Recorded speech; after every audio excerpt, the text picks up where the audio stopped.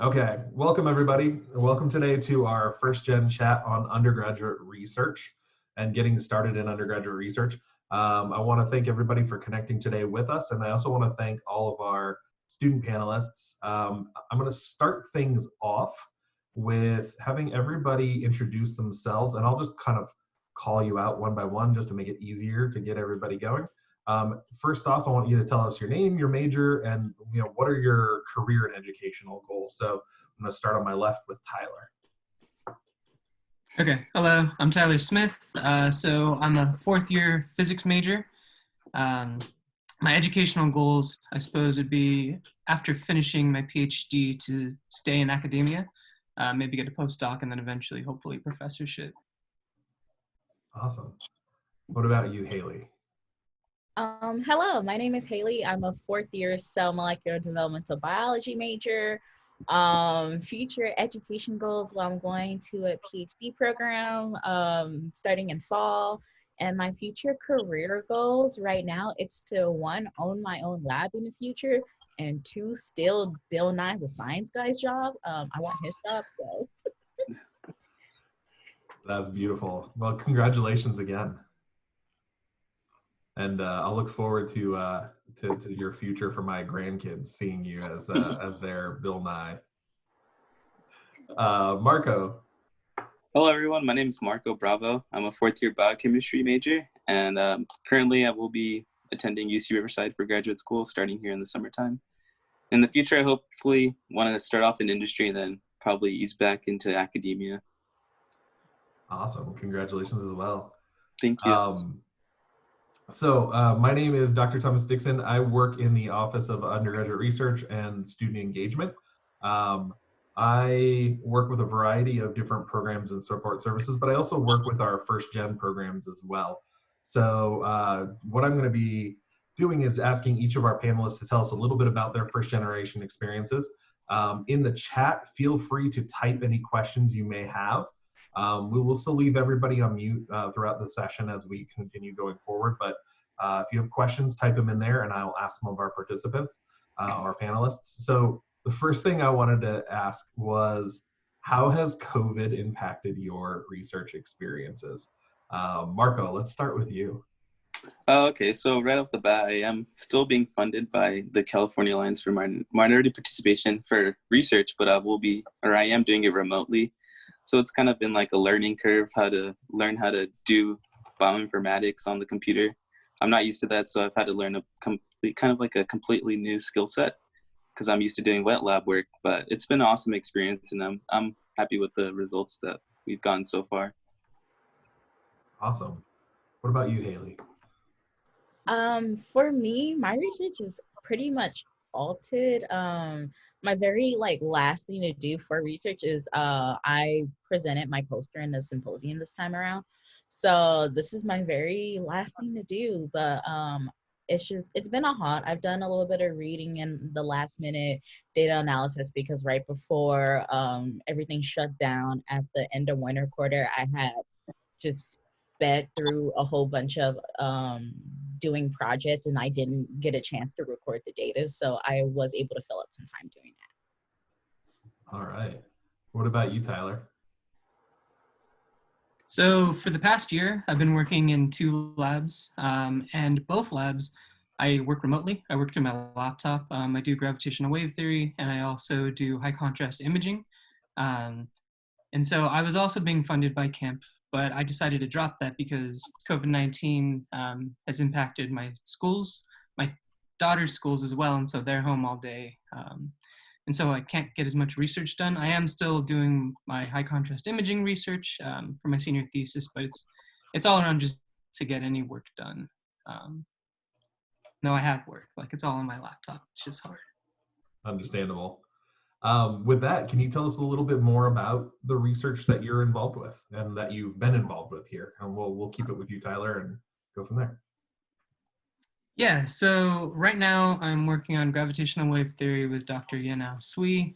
She's a physics faculty here at UCR. And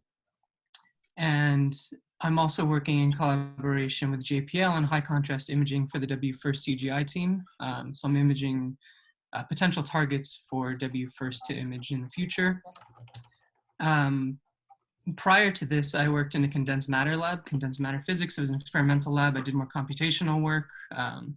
My area of interest has always been more on the theory side, but I've also worked in another atomic, molecular, and optics lab here at UCR. That was my first research experience, and that was experimental as well. And yeah, so that's kind of what I've been doing here at UCR. Awesome. Haley. Wow, Tyler, doing so much. So my current research project this is my second project that I've been on, but I am working with mosquitoes. Yes, the ones that bite you. I'm working with their chemosensory system and trying to identify how they use amino acids for tasting, so they can to pick out where they're going to feed from. So there's a lot of amino acids in sweat. So I am looking at amino acids on the individual level and trying to see which ones are, I guess, what's the word again? I forgot. I guess like cueing for this behavior to happen. Now I've seen a lot of viral images and stuff of people like having to feed the mosquitoes by sticking their arm in the thing. Is that ever something you've ever seen somebody do? No. Okay, good. Absolutely not. I don't like being bit. I get bit on occasion. Actually, it's a lot more than occasion. It's like every time, and I get irritated. But no, we do not feed them like that. Perfect. I always love breaking some viral themes going on there. Marco, what is your experiences like? So currently I'm working in Dr. Blaha's research lab. It's a biochemistry lab involved in studying the interaction between the RNA polymerase and the ribosome. So that's the process of transcription and translation. When we were on campus, that involved basically purifying a lot of proteins and studying their interactions. But since it's been remote, that consists of trying to identify this interaction in different species using, sequence alignment and homology studies and phylogenetic analysis. But before this lab, I was involved in a bioengineering laboratory. That was my first research experience here at UC Riverside in Dr. Kevin Friedman's lab.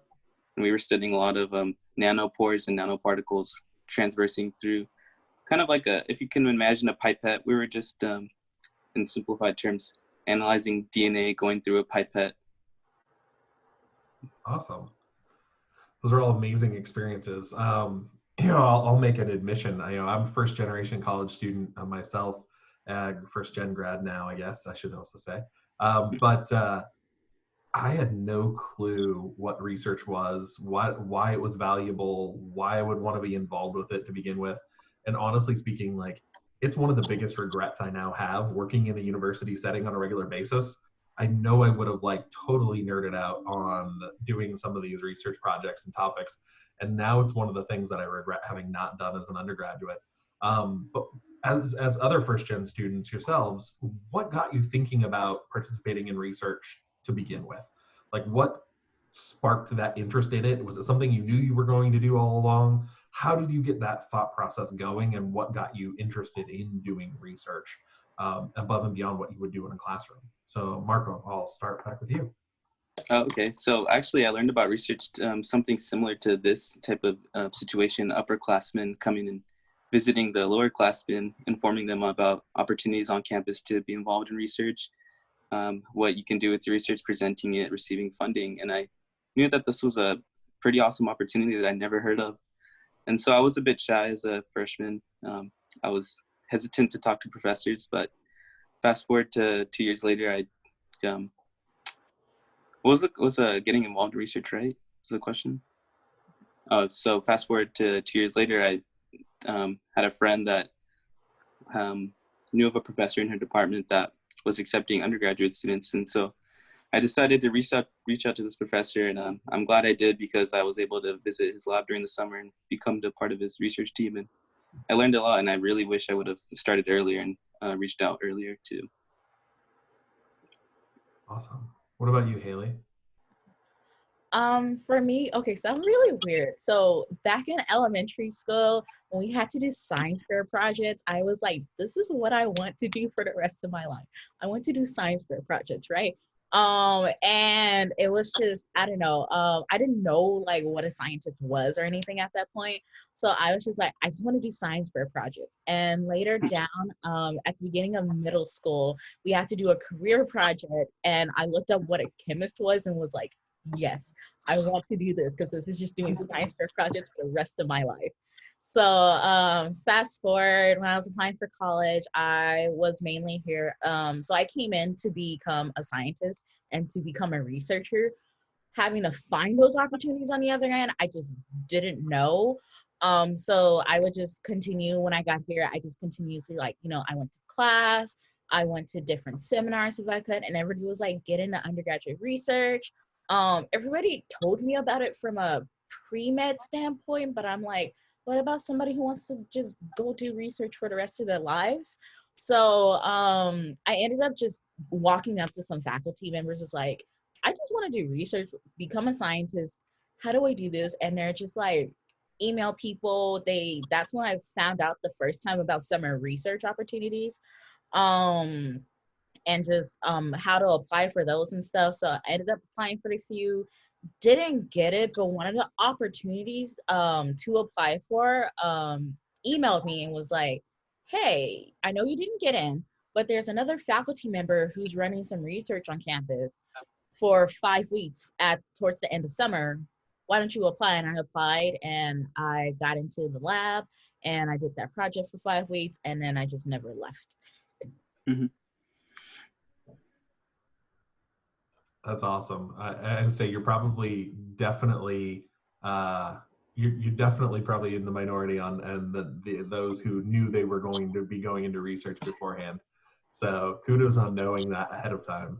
I think most people come in not quite knowing exactly what they're going to do or what they're even going to experience yet. You also jumped ahead to my next question, which is awesome. It means you're anticipating the flow. Tyler, can you tell us a little bit about how you first got thinking about research and how you got your first research opportunity? Yeah, so I went to community college. Initially, I was a chemistry major. I didn't know I wanted to do research at that time. I switched to physics because at the time it was the closest thing to getting an astronomy undergrad. And from there, I kind of found that it seemed like research was the only thing I could do as a physicist, as a professional physicist. So during my summer transferring here to UCR, I was actually part of the Chafee Summer STEM program. And what that was is I got to work with a faculty member here at UCR, which was great because that's where I was transferring, for 10 weeks. So I worked 10 weeks full-time in Dr. Alan Mills' positronium lab. It's experimental lab, and it was a great research experience. I did find out I did not want to do experimental research, and that I wanted to go more for theoretical. And so it was really helpful in aiding me along my journey. That's awesome. Marco, what about you? How did you get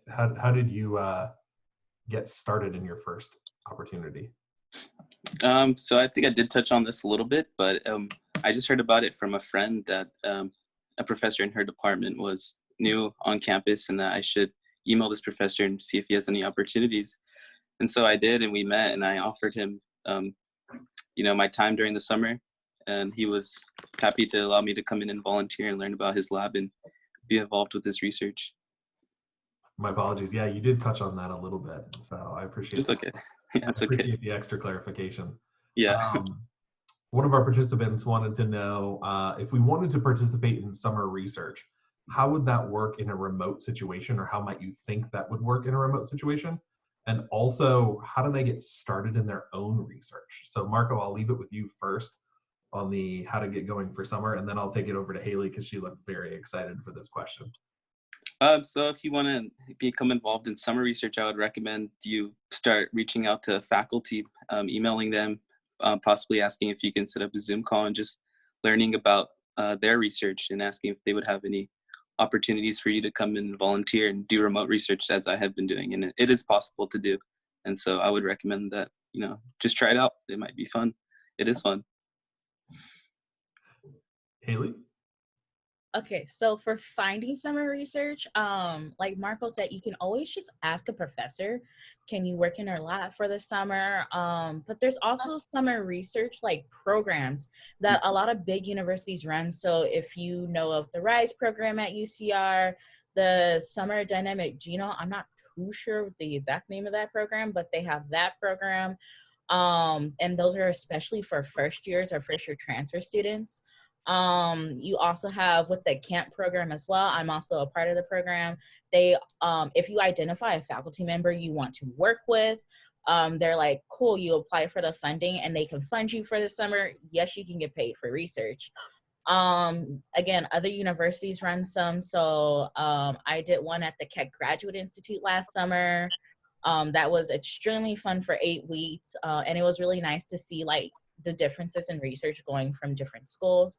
So sometimes you have to look for them, but they're out there and they're waiting for you guys and for people. You can do summer research as an undergrad, the summer after undergrad. So like I'm doing, you can do stuff later too. Again, multiple programs on school levels, private levels, national government levels. You can do summer research abroad. I know there's a session that happened on Monday about doing research in Germany. And then for your next question on remote research. So this summer, I have a summer research internship for my grad program, and it's all remote, it's all online.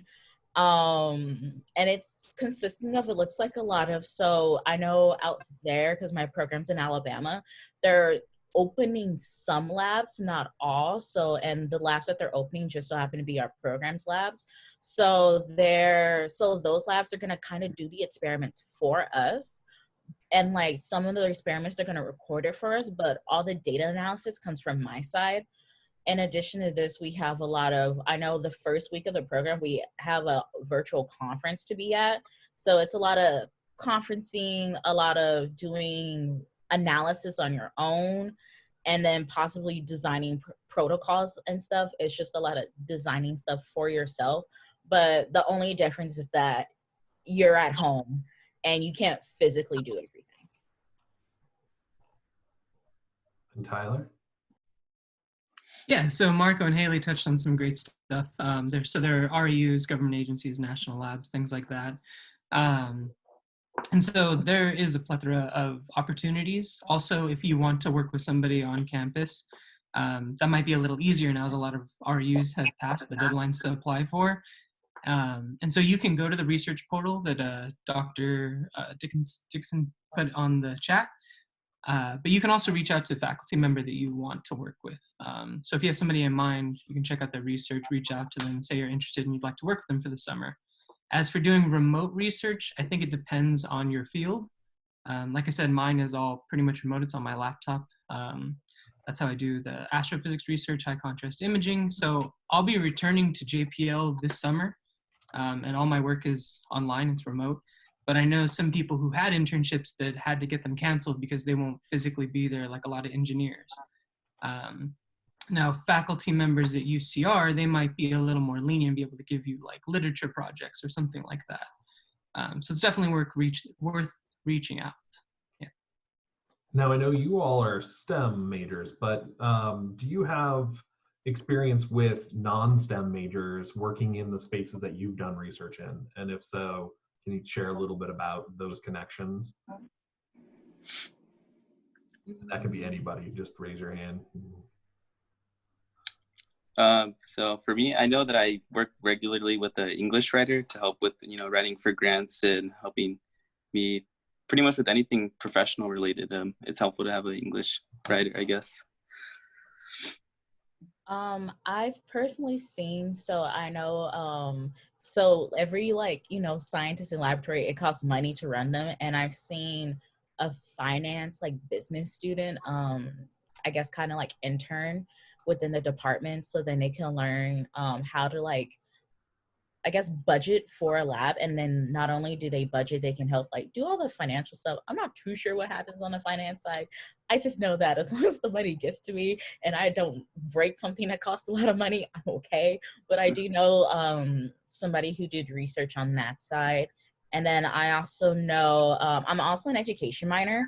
So I've heard of people doing research projects, especially with the education professors too, them going into classrooms, doing data analysis, interviewing students. So research isn't just for the STEM fields, it's for everybody. That's awesome. Thank you for sharing that. I've also posted a link in the chat box here, a series of links that are to our research portal, but also on that research portal page, it's got links to all of the different campus research organizations and summer groups like CAMP, MacRU, MarkU Star, RISE, USpark, MISRIP, UC Leads, the Med Pathway programs, Mellon Mays, all of that stuff is linked on there. There's also a section at the bottom of that page that links to local REUs, research experiences for undergraduates, through the National Science Foundation. And it also has some links to the Caltech student faculty summer programs, which often is recruiting for summer participants. That NSF REU page actually has regional research opportunities. So if you weren't doing research here at UCR, you might be able to go and do research over at Caltech, or you might be able to go over to Cal Poly Pomona or something like that. There's always the research opportunities available. And there's lots of different ways of getting involved. Now, I know right now, due to COVID, it makes things a little trickier. So whatever you find on that portal, I would always just make sure to email the faculty members and ask them what is everything like right now. Because of course, everything is a little bit different, but I would also like to say that there's lots and lots of opportunities. Well, you might have an image in your head of a traditional lab. You know, Tyler definitely doesn't work in a traditional lab, works on a laptop a lot of times. That's the same for a lot of folks in the social sciences and humanities and the arts. You might be doing work independently or work with a faculty mentor.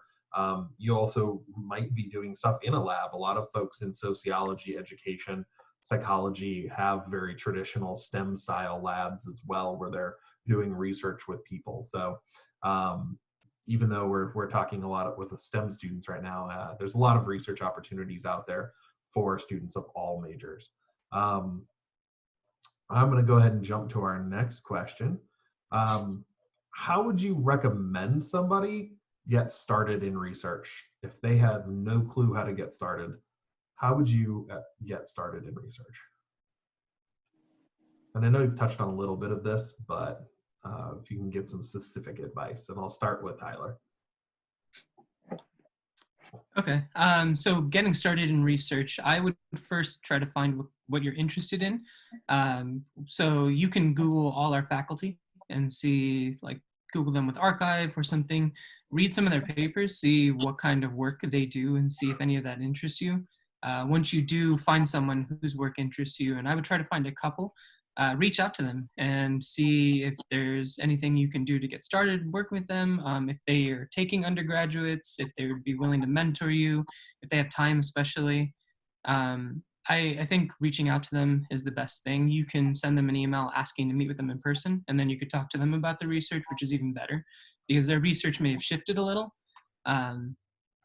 So yeah, definitely just reach out to your professors. If you have them for a class, that's even better. You can demonstrate how good you are, and talk to them and say how excited you are. And I recommend, for getting started, I just would recommend this to anyone, is learn programming, because a lot of research will require you to program, and so that's something you can kind of throw in there, like, oh, I know how to program in Python, and so they might have a project for you. Yeah. Awesome. Haley? For getting started in research, I agree with everything Tyler has said. Like, talk to your professors, fall down the Google hole. I think that's the easiest one, but also the hardest one to get out of. But also, there's upperclassmen on campus. Ask them what they're doing too. A lot of you tend to, like, the higher the year, the more likely you are to be in research. So if you have senior friends that are in your major, or like you like what they do, just ask them, like, hey, are you doing research? Are you doing anything? How did you get started? I recommend that. Also, again, just emailing professors. If you have a professor you like, talk to them, go to office hours, talk to them, learn about their project, then ask. Always go to office hours. And just little things like that. It's really it's hard as a first gen, just trying to figure out what to do in the beginning, and just trying to find research projects and just trying to find your interests. But like over time, it gets easier. So don't get discouraged like the first time around when you're like, oh, I don't know what I do, or oh, nobody wants me right now. Like, it's fine. It'll eventually happen. And faculty are humans too, so Yeah. just talk to them like you would a normal person. Marco. Yeah, so I would say the first part is definitely the hardest, is getting a faculty to, accept you. But have gone through that rejection of, it's fine. You will find somewhere eventually. I would recommend what Tyler said to, learn programming, and that's something I wish I would have learned as well, because now I'm learning it now. And also, if you're kind of unsure and hesitant, I would recommend you also do speak with other like-minded students that are in research, have them explain to you their research. And a good way to do that is by joining kind of like a prep program for research in grad school, which is like camp. So camp, there's weekly meetings with other students that are like-minded first-generation students interested in research. And that's just a good way to get the conversation started and actually get some funding opportunities too. So, yeah. Awesome. Can I add something to that? Yeah. So I would definitely recommend, if you feel uncomfortable maybe talking to a professor, that you could reach out to their graduate students. That will also give you a feel for kind of how that faculty mentor is with their students. And so that's another thing. I know I've talked to several grad students before I got like involved in research, and it was really helpful. That's great advice too. They might be also a little bit closer in age too, so you might feel a little more comfortable talking to somebody who's a year or two older than you versus somebody who might be 30 or 40 years older than you. I know it can be intimidating talking to some faculty, especially those who have very distinguished research careers, and sometimes they can be a little intimidating. So I know I was like that when I was an undergrad.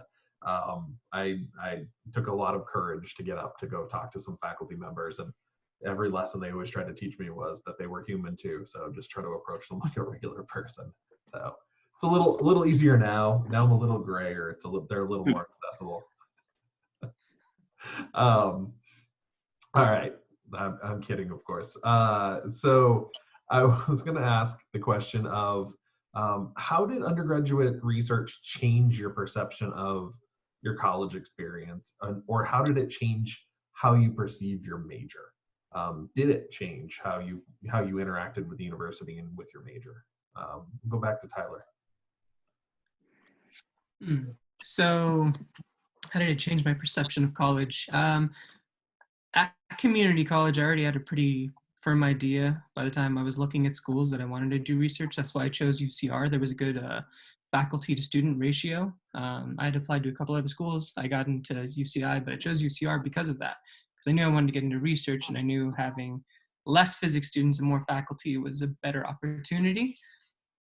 So for it changing my perception of college experience, I guess it made it better. So it's allowed me to enjoy my major a lot more, which I think is really awesome. Actually doing something in your field is really cool. It's a lot cooler than just learning from books. So yeah, that's it. Awesome. Marco? So yeah, it's actually, undergraduate research is really fun, and I would say you would get a lot of bang for your buck for going to UC Riverside and being involved in undergraduate research. One of the things is, for a lot of my introductory biochemistry classes and even my advanced laboratory classes, I've done a lot of these experiments already, so it comes as second nature. So it's really been a leg up on my grades and education. So overall, I would say it's a great educational experience, and almost a must to do if you're in STEM, but it's up to you. Haley? Well, undergraduate research made me change my major. Well, I had started out as a biochemistry major because I'm extremely interested in molecular biology, and that could fall virtually anywhere. So I started as a biochemistry major, and then I got my lab position this summer in between my freshman and sophomore year. And it was I had continued into the fall, and halfway through fall, I realized I don't want to do that much chemistry. I want to do more genetics research and stuff, which is what I was doing at the time. So it actually led me to finding my major because you don't, by the way, you don't have to do research in your department. You can do research in any department. So I wasn't in the biochemistry department. I was in the molecular cell and systems department, which is closer related to neuroscience and the cell molecular developmental biology major. So through my research experience, it kind of helped me actually find the major that I want and become way happier with everything that I was learning and everything that I was doing.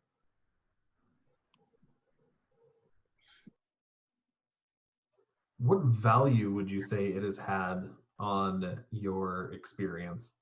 And has it had any impact on your goals or your perception of research? Has it changed how you perceived research before you got started in it? I would say it's I would say it switched my mind. I actually came into college not knowing what I was going to do with my major. I had a couple ideas, but research really set it in stone that this is something I like to do. It's challenging, it fulfills me, and I really enjoy doing this.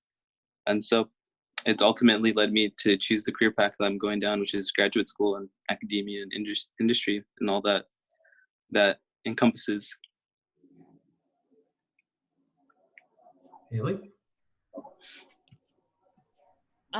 For me, it's more so solidified what I wanted to do. So, like I mentioned earlier, I actually have an education minor because I was thinking about becoming a science teacher. And I was going back and forth between doing research and going to graduate school for that or going to graduate school for teaching. And just doing undergraduate research made me realize how much, I don't know, I'm happier in the lab. Like, I'm always down to teach, but I'm happier spending 8 hours in lab and doing meetings than spending 6 hours in front of a classroom teaching. So it's more so just helped me solidify what I wanted to do in the future. Tyler? Yeah, so what value has it had on my experience? So I would definitely say that it's made my experience better. It's made it more fun actually being involved in research, more stressful, but more fun. Um, and it definitely has impacted my goals. So I had an idea that I wanted to kind of do my PhD after, but this has really solidified that idea. I know like I want to get my PhD because I will be doing research, and then after that I can hopefully continue with research. And as for my perception changing, it definitely has. You know, I thought research was going to be something that was akin to like your classes, relatively easy. It's not. It's something you've never done. You're working on a problem that just it hasn't been solved for the most part. And so that makes it a little bit different. You can't get the help you can from professors and stuff. You kind of just have to go at it, bang your head against the wall sometimes. Yeah, it's worth it for sure. Awesome. What do you wish you would have known before you started or before this process or about research? If you had to give advice to other first gen students, what do you wish you would have known that you would love to have that knowledge prior to starting all over again? So I wish that I knew there were fellowships and ways to get funded for research. So I did do that summer internship in my way into UCR, but I didn't realize there were so many other opportunities here at UCR, like even mini grants or something. Being a parent, I had to work. So working and having a full course load, it was hard to do research just because of the time commitment. But getting a research really helped financially and allowed me to put a lot more time into research. And so that's something I wish that I knew right away. I also wish I knew how important coding was. So I'm telling you guys, learn programming. And yeah, and I wish I knew about resources when I first came to UCR. Being a transfer student, it's hard to know those resources right away. And then you only have 2 years or however long. But yeah, definitely look for those resources. I know Dr. Dixon's posted some. We're all part of camp. Come to camp. We can help you get involved with research. Definitely. What about you, Haley? Um, I wish I had known how frustrating the process was of finding research, because it gets to you at times. Like sometimes you get extremely frustrated looking for positions, looking for fellowships and stuff, and it's just there's so many options, and you're like, which ones do I like actually have time to do and to apply to? So it's a time commitment, and it's frustrating at times, but then you just have to also remind yourself of your end goal, like, oh, I'm here to do this project, to see this out, so then I can make my future better for me. And I'm assuming based on that advice, that you would say that it gets easier once you get the ball rolling, but it's getting that first thing started is sometimes the most difficult. Definitely. And then especially I think also like Tyler said, transfers, you guys only have so much time. And then also if you're looking for research, like as a freshman, just know that you're still taking a lot of your beginning courses. So then people are kind of hesitant to take you on sometimes. But you just got to look for that one person who's willing to take you on. I'm glad you mentioned that part of it too. I've heard many, many times before students worried that they can only apply when they're a junior or a senior, when they've had a certain number of courses completed, and that a lot of places post requirements for that. But I've also heard a lot of feedback as well that were along the lines of what I think you were touching on, which is you can be a first year student, whether you're a first year transfer or a first year freshman, and you can get started right away. I know students who have also gotten started before they've even started at the university, that were working in labs at UCR before they even started as a student, just getting going. But there's ways to get started at the beginning that could be not exactly what the faculty member was posting for, but could be a way to get started learning how to do something that leads to a larger and larger and larger experience as you move forward. So yeah, definitely appreciate that advice. Was Tyler, are you left on this one? Oh, I think it was me. Oh, Marco, sorry. I knew I was missing somebody. That's okay. So looking back, looking at the path I took, I really wish I would have kind of gotten out of my bubble and not been so shy and introverted, and really just reached out and not even spoken to professors, but spoken to other individuals involved in research, and then eventually to professors. And also probably just looking at some of those applications on the internet, like for UCR's MISREP and CAMP and MarkU. Just looking at the applications, you might be surprised at how easy or not easy it is, but just look at it. And, there are good opportunities to, get involved. Wonderful. We have a question. There were some programs for first year transfer students looking to get a foot in the door. Haley, I think you mentioned those. Can you potentially repeat that piece real quick? So for first year transfers, so I know part of the RISE program, so I also forgot what the acronym stands for, so please don't quote me on this. I just know that it's summer research, but it's summer research, and they have specific programs within RISE for first year freshmen, like incoming straight from high school, and for first year transfers as well. This program typically resides in the life sciences. Research intensive summer experience. There we go. Thank you, Tom.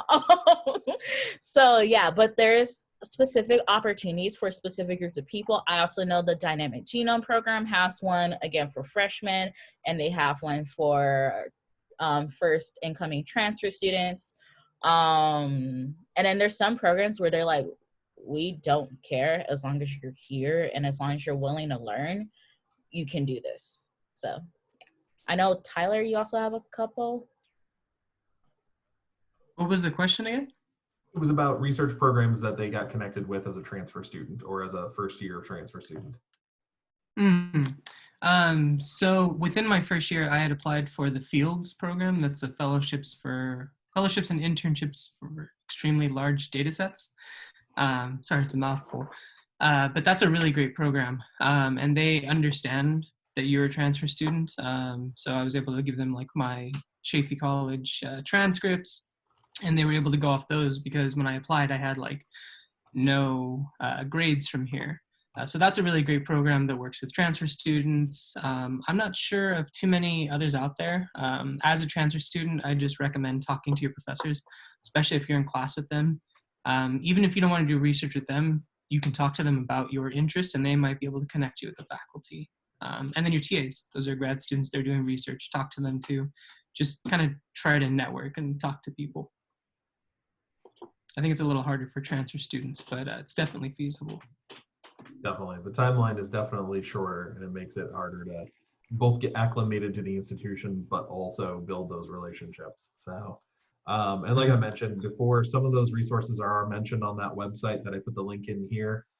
You can get to it very easily if you don't want to write down those big links. It's just ugr.ucr.edu for undergraduate research. And it's got links to the portal. It's got links to the symposium. It's got links to CAMP and RISE and MISRIP and all of those other wonderful things. I would also be remiss that if I didn't try to mention that this is Research Week. Normally we do the Research Symposium over 2 days, but due to COVID, things got a little altered, of course. And so we're actually extending the Research Week. It's actually extended from the 18th through the 29th. And students can hop on and can go to this platform that we've utilized for this time period called Go React, and it allows you to watch students' poster presentations and oral presentations of the research that they've been involved with and engaged with. And you can leave them comments and feedback in the video platform, and you can watch videos and presentations from all the major units across UCR. So there's, I think, 131 presentations that were able to be done electronically this year. Normally, we're close to about 300 presentations in person, but the switch, of course, and the timing and everything did have a bit of an impact on people's abilities to participate. So we're really proud of all the student presentations, and I think there's some of you who may have also done a presentation this round as well. I think Haley did. Tyler and Marco, have you done research presentations before as well? I have not. So I've done presentations for the UGR symposium. I was supposed to do a talk, but it went online, and it was extremely difficult to kind of record a presentation just given my circumstances, and so I didn't upload one in the end. Yeah, I really wanted to give the talk like in person. I thought it would have been a lot of fun, but COVID-19. With kids around, I'm impressed that you've been able to even make it this far, without an interruption. So I frequently have mine running in here asking me questions in the middle of meetings. It's also why I put up a virtual background, because I have a mirrored closet behind me, and several occasions he's decided to come in with missing pieces of clothing. So it makes a very entertaining day at the office. So. Yeah, luckily mine are laying down a nap, and I told my partner, I was like, I need you to keep them out right now, because they run in and climb on me and like during class, yeah, it's crazy. I do miss nap time. Mine is 6 now, so he's outgrown that, but oh no, I miss it dearly. It was a nice quiet period. Yeah. Awesome. Well, I don't have any additional questions, but I do want to have Haley's mention about her research experience at with the symposium. So like I said, when I said before, like I want to take Bill Nye the Science Guy's job, it's because I love talking to people. And I just love talking to people about science. So I did last year's undergraduate research symposium as well. I'm in this year's symposium. And then I've done a couple other presentations at other conferences. So also note that you aren't limited to everything that's offered at UCR. Like there's a pretty big conference called SCURT, and it stands for Southern California Conference for Undergraduate Research. And it's a whole bunch of undergrads presenting research for a day. That one happens in fall. You have the bigger conferences like SACNAS and ABRCAMS. I actually went to SACNAS. I didn't present this past year, but it was a nice week in Hawaii. And also next year it's in Long Beach. So Long Beach, Anaheim, yes. One of the two, can't remember exactly where it is. But so that's super close, and it's literally a week long, and you don't just present research. Graduate schools are there. You guys can go to workshops out there. They also have a pretty nice breakfast, so and it comes in your fee cost. So yeah, so if you are interested in research, or you want to go and you want to present, or you don't even have to present to go, you just want to go and just be you and just explore, like, go ahead and do that. But for the undergraduate research symposium, it was a little odd this year, just having to sit and record yourself instead of being in front of your poster physically. I did a poster session both times because neither of my projects are complete, but yeah, it was just it's a different experience, but it still worked out. And it was just a matter of this year having to break down my poster even further. So like, your poster is like a breakdown of your project in lab, and just breaking it down even further to make sure that everybody can see what you're talking about in different slides. Also, finding a quiet area is kind of hard. I have a 13-year-old little brother, and he plays music all the time. Like, he does trombone and piano, so there's always noise in the house. So just finding a quiet space was hard, but I think he took a nap actually one day, and that's when I did it. So naps are sometimes the most dependable things you have. But I still really enjoyed doing it because I got to do what I love most, which is tell people about research and, just extend the knowledge out. So yeah, just feel free to log in to Go React at any time during this whole period, and go look at people's posters. You can go ask them questions. You can say, hey, I'm confused right here. And like, we're periodically checking in and responding. So like, I know I haven't checked in today yet, just because I had some stuff to do earlier, but I'll probably be checking in within the next hour or two for questions and comments on my presentation, just to, see what everybody else has to say. Also, the good thing about conferences is that not only like while you're presenting it to people, but you can also get ideas back from other people, which is what I really like. So like, my old project, I ended up getting back a few ideas, and now there's a new project stemming off of that project based upon what I've presented, and then just based upon the comments that I got from the presentation. So it's not just you giving information to people, you're also receiving information back. Awesome. Do you have any closing words of advice? Or Can I say parting words of wisdom? So with reference to the conferences, I think if you're involved with research with a faculty member, you can actually ask them to fund you to go to a conference within your field. And I think that's something that shows initiative, and it's really good. And they're usually more than happy to help you. They have grants that allow them to help out students. The actual conferences themselves, you can apply for grants for. So I presented at AAS, which is the American Astronomical Society, and I got a childcare grant. That was really helpful. I brought my kids. Yeah, so it's definitely worth looking into. Awesome. Do you have any additional closing words of advice or anything else you'd like to end on, Tyler? I definitely recommend getting started as soon as you can. Try to find someone. If you don't like it, make sure you talk to the PI and let them know, this isn't really working out. And then you can venture off and try to find something else you do like. It takes that experience to realize you don't like something. And yeah, I definitely recommend reaching out to any resources that Dr. Dixon's posted. Those are really helpful. And what about you, Haley? I agree with Tyler. Get started, but also keep an open mind. So like I said earlier, you don't have to do research in your own department. You can go to another department and do research. You can also go to another school and do research. So like, if it's over the summer and you live close to UCI and you have a professor you heard about that and you really like his research, go do that research project. Or even better, some summer programs, they'll actually, before COVID happened, they would pay to bring you out there to do summer research, like pay for the flight, food, room and board, and pay you.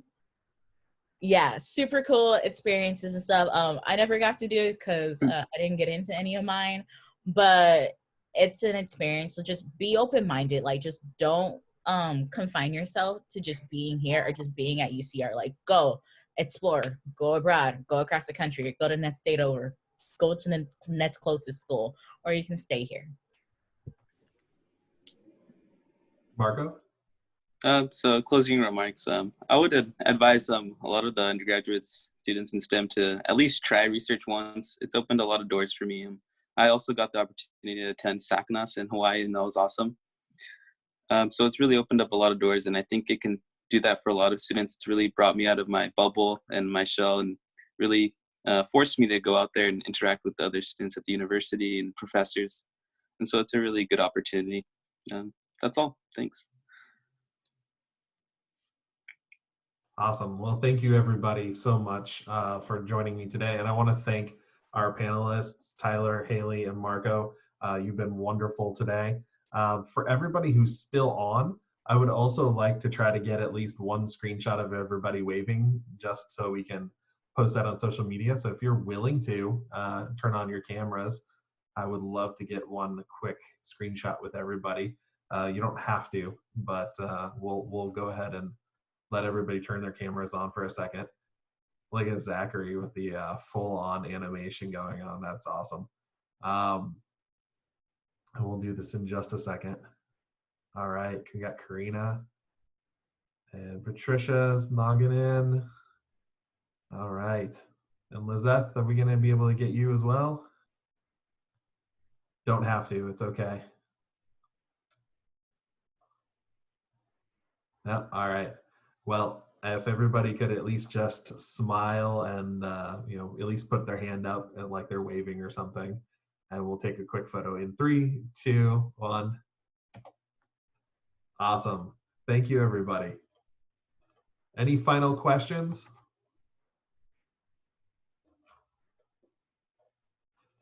I have a final comment. If any of you guys like ever need help finding research opportunities, like you can, if you type in the emails, like our names, they should pop up. Tyler's, yours might be a little hard to find for your email. Your last name is Smith. Oh, Come on. yeah. But feel free to just email any of us, talk to us. Again, like we all said, we're all a part of the CAMP program. And it's a student organization and like a nationwide organization too. So if you just send an email to the camp email, I'm actually one of the people who is on the email and I might respond to you. So again, if you guys need any help or if you guys need any help with just finding some other connections, like let us know, hit us up. Awesome. Well, thank you, everybody. I'm gonna go ahead and hit stop on the recording now.